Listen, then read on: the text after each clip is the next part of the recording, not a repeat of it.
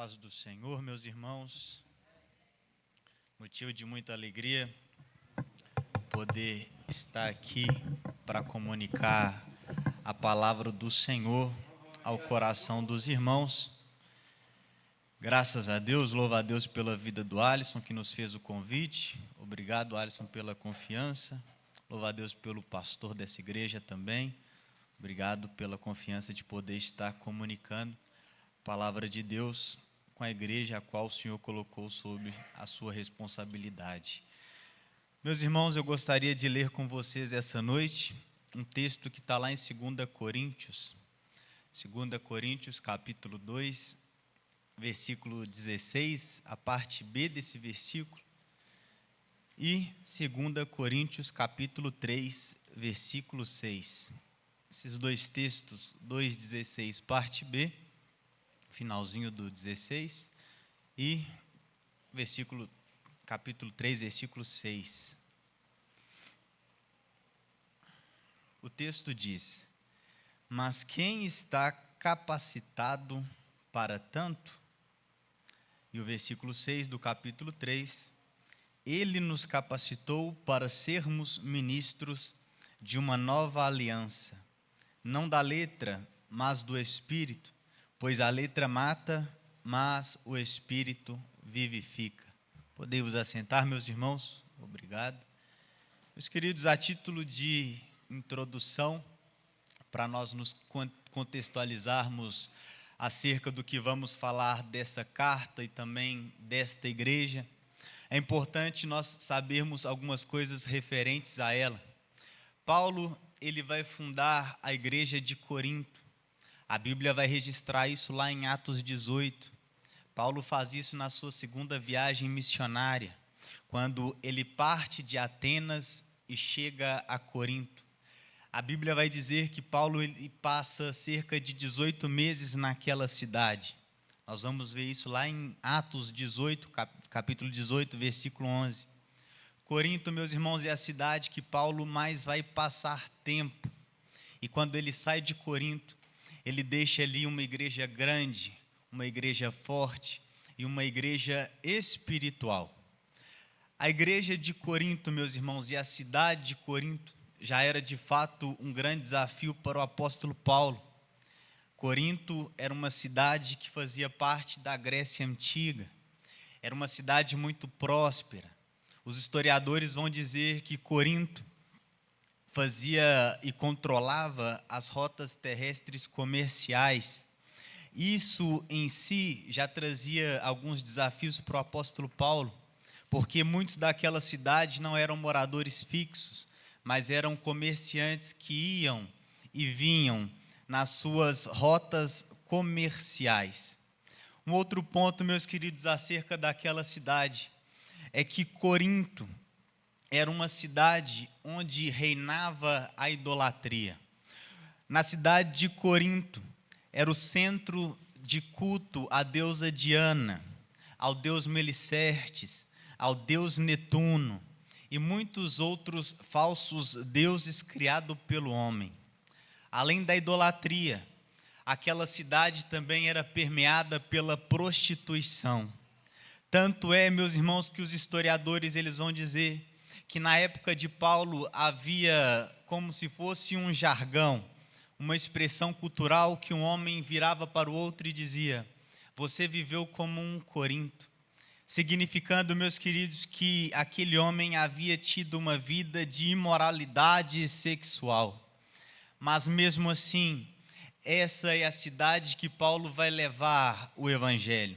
Mesmo assim, essa é a cidade que Paulo vai pregar o evangelho. E lá no capítulo 1, versículo 1, Paulo vai dizer acerca da igreja de Deus que está na cidade de Corinto. Apesar de toda a má fama, apesar da promiscuidade que reinava naquela cidade, a graça de Deus havia alcançado os moradores daquela cidade.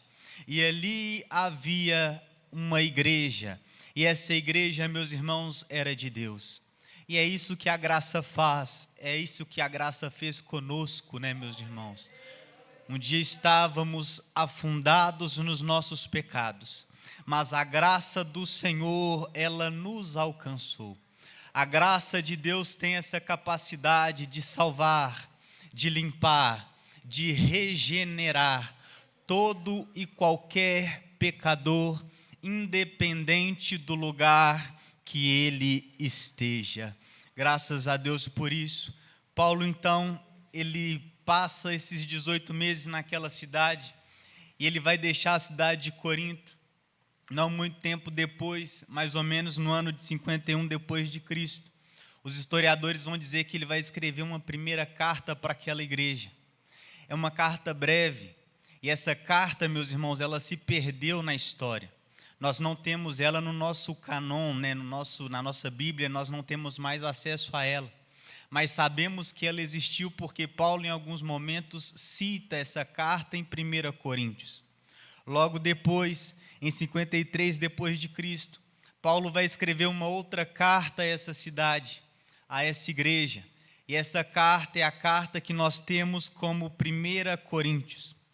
Logo depois de Paulo escrever essa carta, ele vai escrever uma outra carta para essa igreja. Essa outra carta, os estudiosos vão chamar de uma carta dolorosa. Paulo, ele vai fazer menção dessa carta em 2 Coríntios.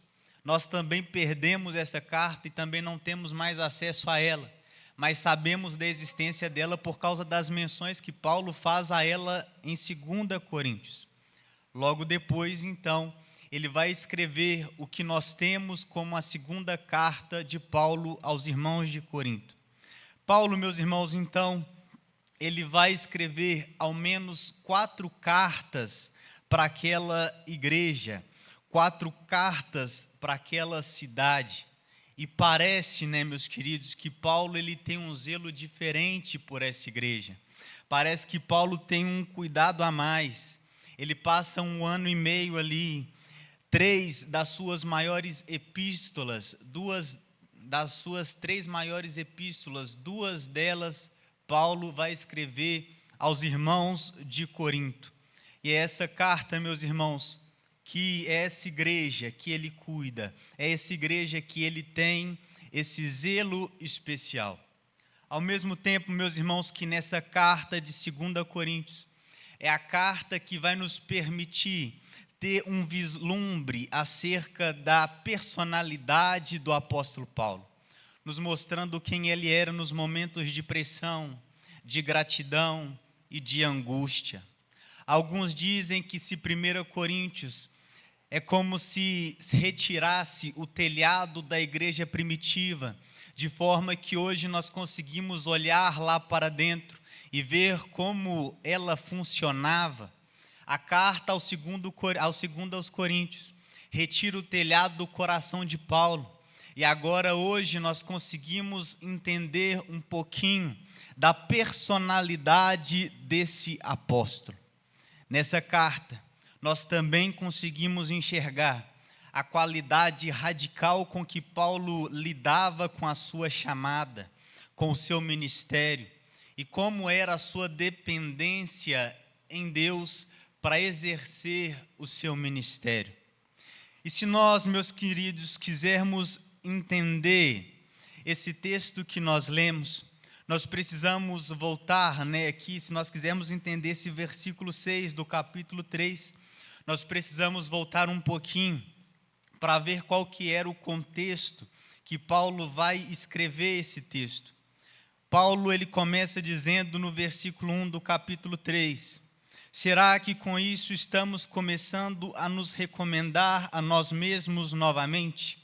Será que precisamos, como alguns, de cartas de recomendação para vocês, ou da parte de vocês?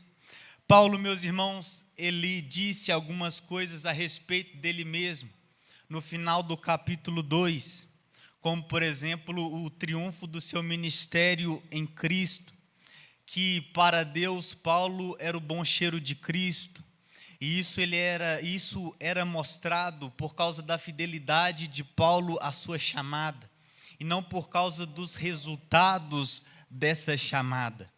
Ele também diz que quando ele prega, ele não é como os falsificadores da palavra, que algumas traduções vão dizer os negociantes da palavra, aqueles que pregavam apenas visando lucro. Antes, Paulo, ele pregava pela sinceridade do seu coração, sabia que havia sido chamado e enviado por Deus para isso. E aí Paulo ele vai começar fazendo uma pergunta retórica para aqueles irmãos. Será que eu estou me recomendando a mim mesmo?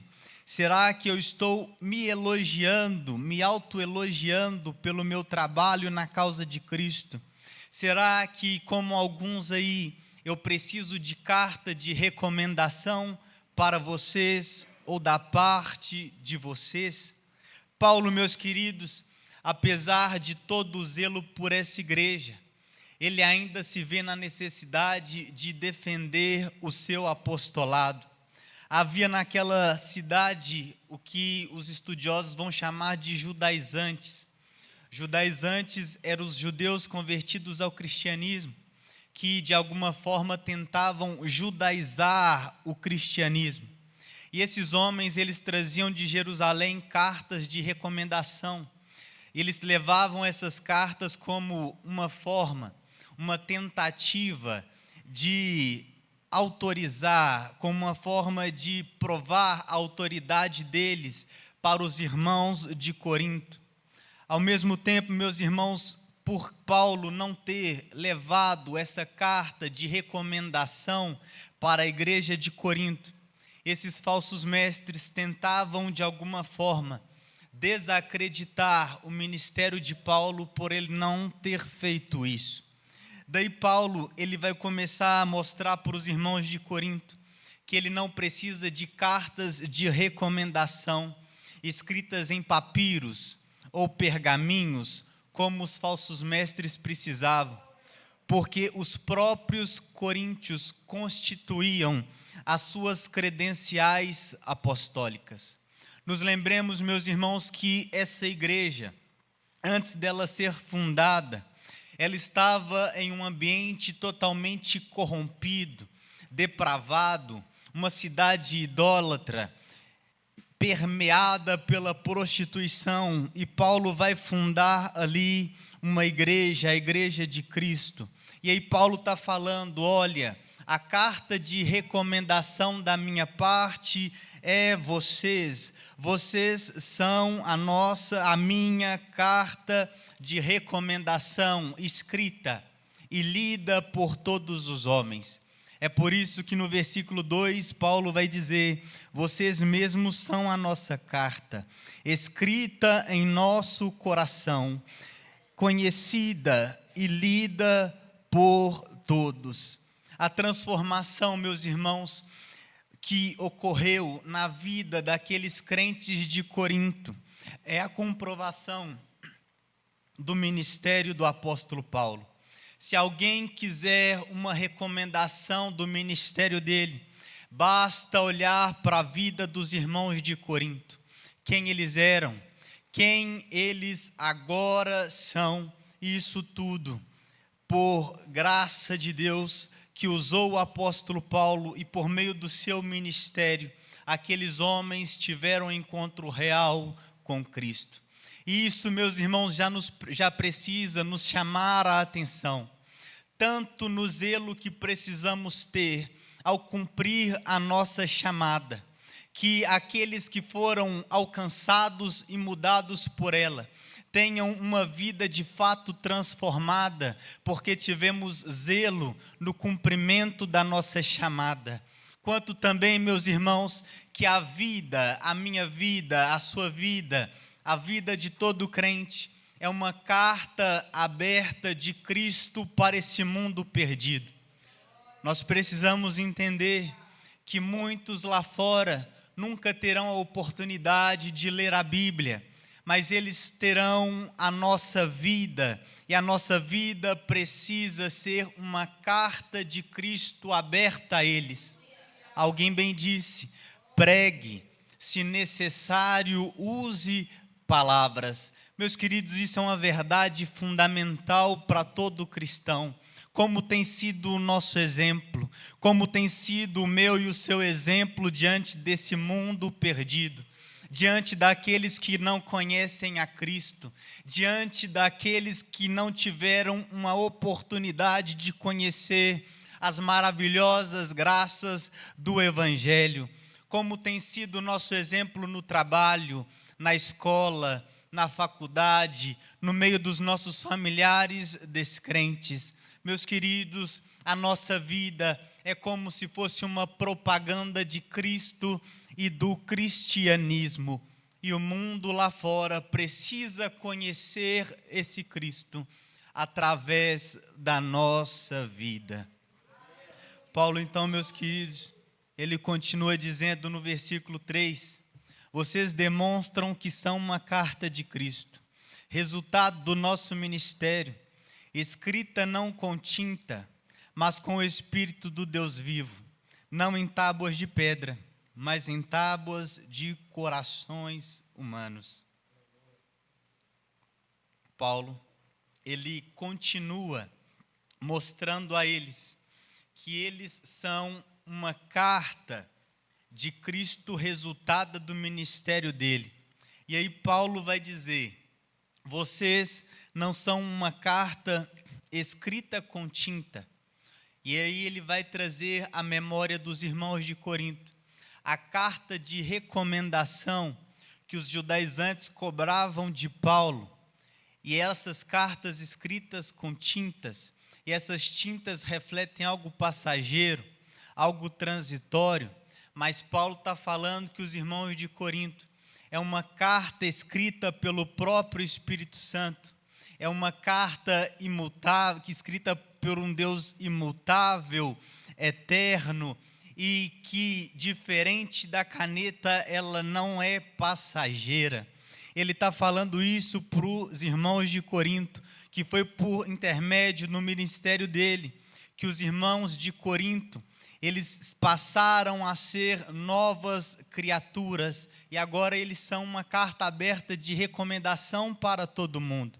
Paulo, ele também vai fazer o contraste, e aqui ele já vai trazer uma alusão da antiga aliança e da nova aliança, porque ele está falando da forma que a lei foi escrita na antiga aliança, da forma que agora ela é escrita na nova aliança. E isso, de alguma forma, vai levar os irmãos de Corinto também a pensar nos ensinos desses falsos mestres, que de alguma forma tentavam judaizar o cristianismo, fazendo com que os cristãos gentios guardassem a lei para ser salvos. E Paulo, então, meus irmãos, vem desconstruir esse falso ensino, porque para esses judaizantes, Cristo não era suficiente. Para esses falsos mestres, meus irmãos, era sempre Cristo e algo mais. Isso era o que eles ensinavam naquela época. E hoje os falsos mestres vêm com essa mesma ideia. Cristo não é suficiente. A sua fé em Cristo apenas não vai te salvar. Você precisa de Cristo e algo mais para fechar a equação da salvação. Porém, Paulo está dizendo não. A fé em Cristo, ela é suficiente. E aí ele vai mostrar que antes a lei era escrita em tábuas de pedra, mas agora ela está escrita nas tábuas dos corações dos irmãos de Corinto. E esses corações, meus irmãos, não é apenas dos irmãos de Corinto, mas é de todo o povo de Deus. Ele escreveu a sua lei agora na nova aliança, no coração do seu povo, na igreja de Corinto, na igreja de Terceira Seção, na igreja brasileira, na igreja de todo o planeta, meus irmãos. Ela está escrita em nosso coração, e é por isso que estamos aptos, habilitados para sermos uma carta aberta de Deus para esse mundo perdido. Glória a Deus por isso. Daí Paulo, meus irmãos, ele vai continuar dizendo, dos versículos 4 ao 6, tal é a confiança que temos diante de Deus por meio de Cristo. Não que possamos reivindicar qualquer coisa com base em nossos próprios méritos, mas a nossa capacidade vem de Deus.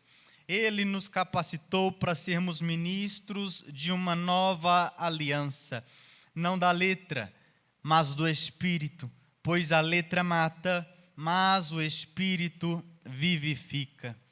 Paulo, meus queridos, aqui, ele está respondendo a pergunta lá do versículo 16 que ele mesmo faz, quando ele diz: mas quem é capacitado para tanto? Paulo, meus irmãos, está enxergando na sua pequenez, diante da grandeza do Evangelho. E ele diz: quem é capacitado para tanto? Paulo, ele percebe que nenhuma pessoa é por si só capaz de levar uma mensagem tão poderosa, tão grandiosa, tão maravilhosa por si só.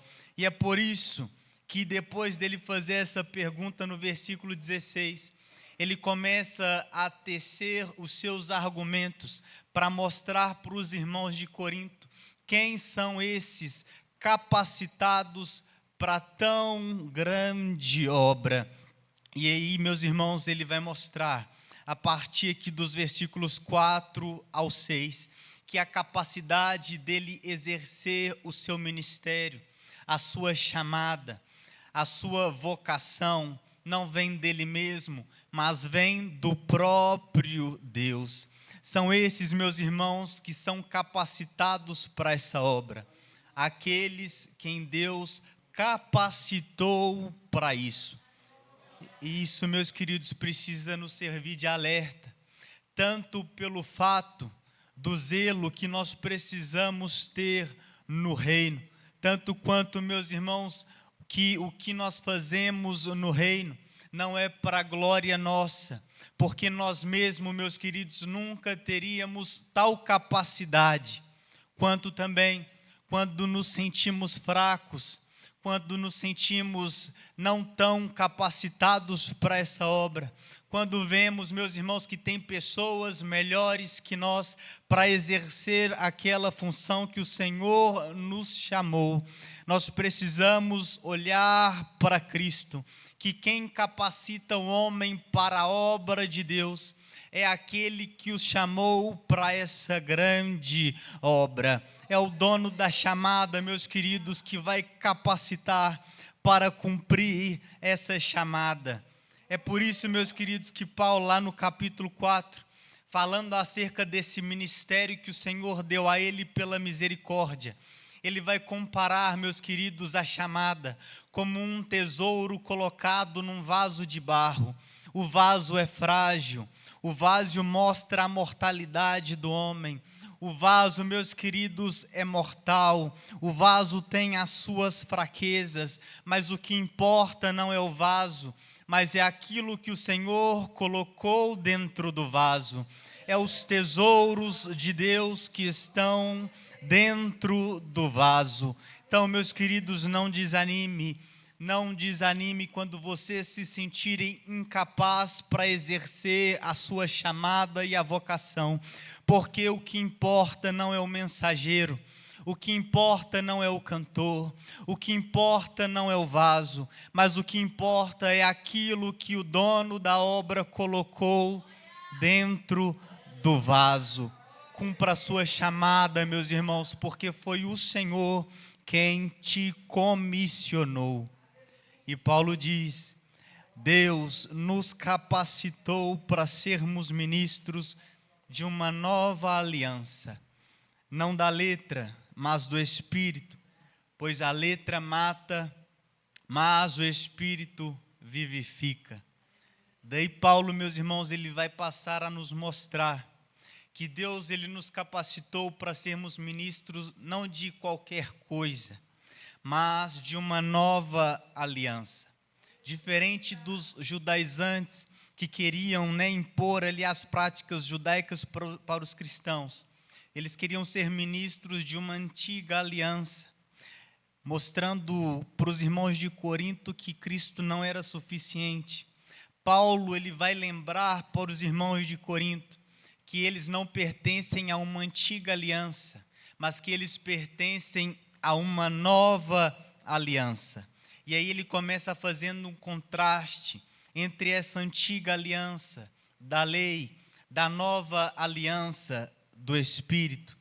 Disso, meus irmãos, nós precisamos entender e de alguma forma distinguir o que são essas duas alianças.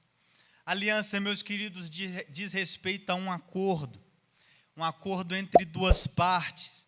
Porém, a aliança que Paulo está se referindo aqui não é entre partes iguais, como é feita entre duas pessoas, entre dois seres humanos, mas é a aliança entre Deus, um ser totalmente superior, e o seu povo, onde Deus, de alguma forma, ele toma a iniciativa.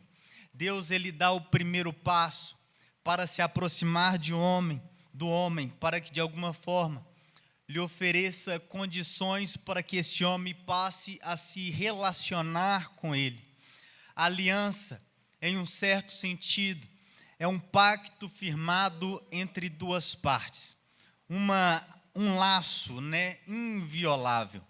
E a aliança que Paulo está tratando aqui, primeiro, ele vai falar da aliança da lei, a antiga aliança, e ele vai dizer que a aliança da letra, ela mata. E que aliança é essa? Essa aliança, meus queridos, é aquela que foi firmada com o povo de Israel, lá no Monte Sinai. Se os irmãos lerem Êxodo 24, a partir do versículo 7, os irmãos vão ler lá que Moisés, ele vai ler as palavras do concerto para o povo. O povo ouve aquelas palavras e eles vão concordar com os termos daquela aliança, dizendo: nós faremos fielmente tudo o que o Senhor ordenou. Porém, meus irmãos, nós conhecemos a história do povo de Israel. E quando nós vemos um dos episódios mais tristes do Antigo Testamento, lá em 2 Crônicas 36, quando o povo de Israel está sendo expulso da terra que o Senhor havia dado a eles, aquela, meus irmãos, era a maior prova que o povo fracassou em cumprir a aliança de Deus para com eles. Aliança essa que foi firmada em um documento escrito. Aliança essa que era algo totalmente externa ao homem. Essa lei que foi dada ao homem, o problema não estava nela, porque Paulo vai dizer aos romanos que a fraqueza da lei é a pecaminosidade da natureza humana. É pelo homem ter uma natureza caída que ele não conseguia cumprir a lei de Deus. A lei de Deus revelava o caráter de Deus e revelava também qual era a vontade desse Deus para o homem. Mas, por ser apenas leis escritas, não podia habilitar, não podia capacitar esse homem para obedecer essa lei. Apenas incitava aqueles homens ao pecado, porque dizia a eles o que eles não deviam fazer, mas a natureza deles desejava o que a lei dizia para eles não fazer. E é por isso, meus irmãos, que Paulo está falando que isso os levava à morte. E o levava à morte, meus irmãos, nós precisamos entender o porquê que os levava à morte.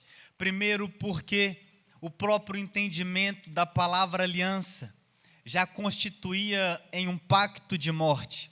É por isso que toda vez que nós vemos no Antigo Testamento uma aliança ser estabelecida, há ali a morte de um animal, há ali o sangue de um animal sendo derramado para comprovar o estabelecimento do pacto entre aquelas duas partes.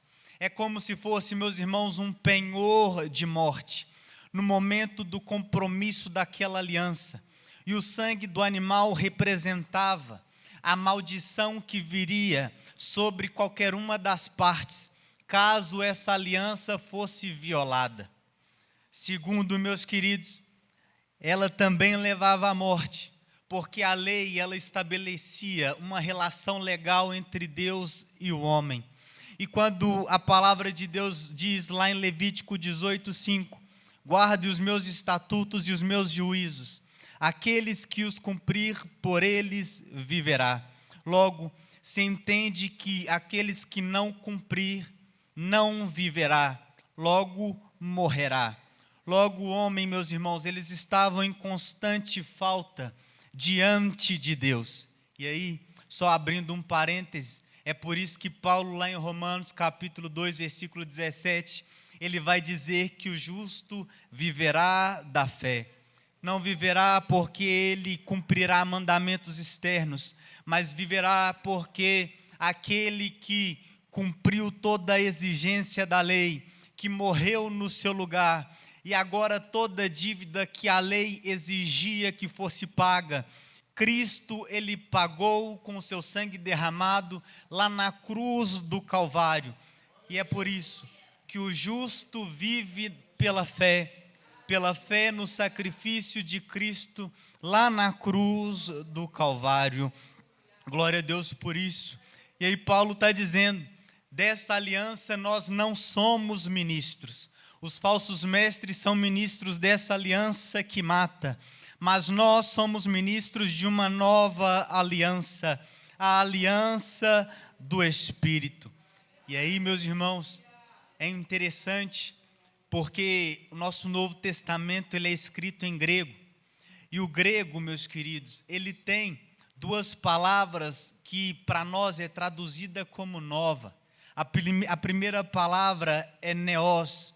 Neos significa novo, porém em relação ao tempo. É como nós falarmos de um jovem que é novo. Ele é novo porque tem pouco tempo que tem de vida. Agora, a segunda palavra, essa palavra que Paulo usa, é kainos.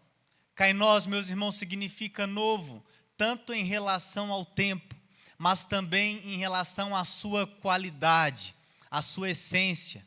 É como, meus irmãos, um homem que tem um carro movido a gasolina, e aí ele troca o carro dele por um carro elétrico. Esse carro elétrico, ele é novo não apenas por ter pouco tempo que foi produzido, mas ele também é novo por ter características novas e melhores do que o carro movido a gasolina. As suas características são melhores. Ele é novo não apenas em relação ao tempo, mas as suas características novas trazem coisas melhores do que aquela do passado. E é isso que Paulo está dizendo. Essa nova aliança, ela não é nova apenas porque havia pouco tempo que Cristo havia morrido, mas porque é nova, porque ela traz uma nova relação, uma nova forma de um homem se relacionar para com Deus, e que ela tem características superiores e melhores do que a antiga aliança. Essa, meus irmãos, é uma das maravilhas da nova aliança. É por isso que quando nós vamos ler Hebreus, nós vamos ver o escritor aos Hebreus comparando, e dizendo que tudo dessa nova aliança é melhor se compararmos com a antiga. E essa nova aliança, meus irmãos, que nova aliança é essa? É algo novo que Paulo está trazendo? Não, não é. Meu tempo está quase acabando, meus irmãos. Vou pedir 5 mais 7 minutos. Peço a paciência dos irmãos, mais uns 7 minutos eu finalizo. Mas que aliança é essa que Paulo está trazendo para os irmãos de Corinto? É algo novo, não é? Paulo, meus irmãos, ele é um homem que é enraizado no Antigo Testamento. Paulo, ele cresce aos pés de Gamaliel. O Antigo Testamento é muito natural para Paulo.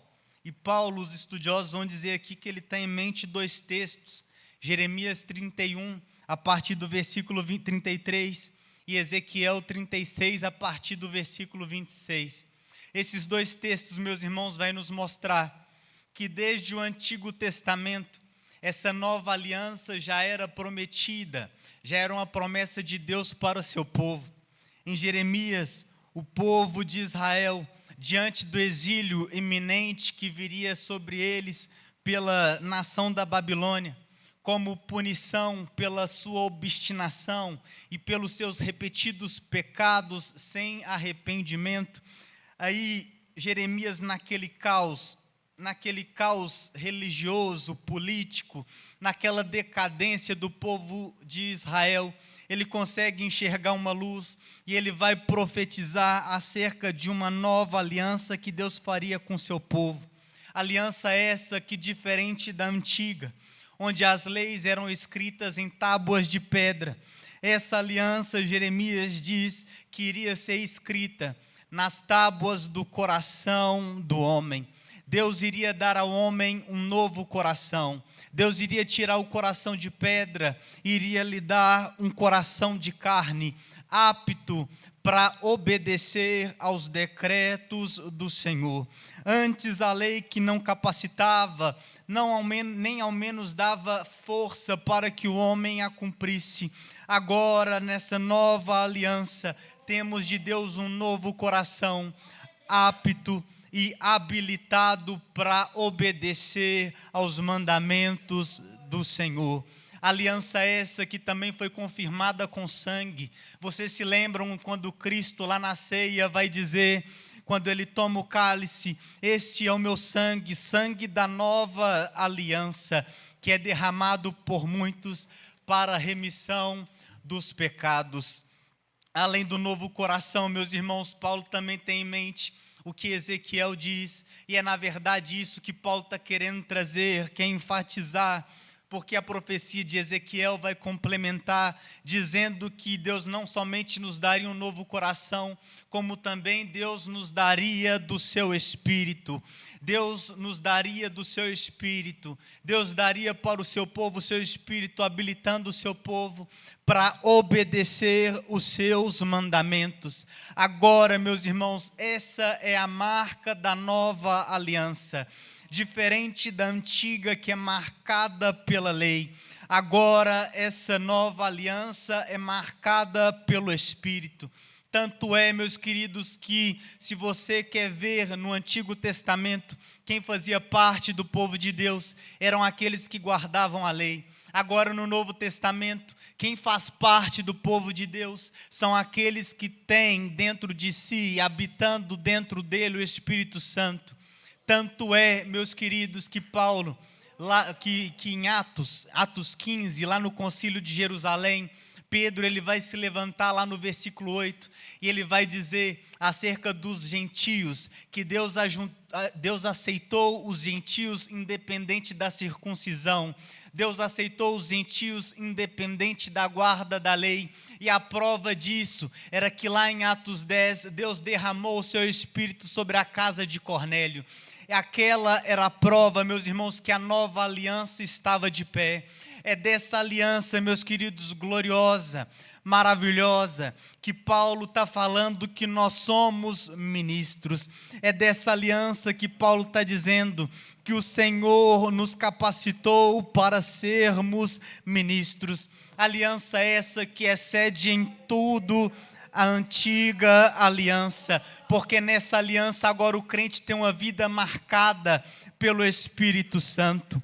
Paulo vê a grandeza dessa aliança, Paulo vê as gloriosas promessas dessa aliança, e ele de fato vai se sentir pequeno diante dessa missão, diante da missão que o Senhor deu para ele, e ele vai perguntar: quem é capacitado para ministrar nessa gloriosa, nessa maravilhosa aliança? De fato, meus irmãos, parece que ninguém seria. De fato, meus irmãos, parece que o homem nenhum seria capaz de exercer esse ministério. Porém, Deus, pela sua misericórdia, e é essa misericórdia que ele vai dizer lá no capítulo 4, que nos foi dada o nosso ministério.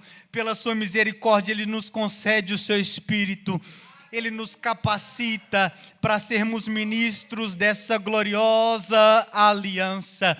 Aquele que nos chamou, aquele que nos deu o seu Espírito Santo, é aquele que nos capacita, meus irmãos.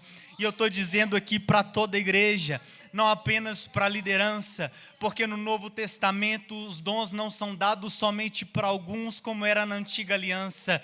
Agora, na nova aliança, Deus ele vai distribuir os dons para toda a igreja. Toda igreja tem um papel fundamental no andamento e no desenvolvimento do corpo de Cristo, e o Senhor que capacita cada um dos teus filhos para exercer a sua chamada.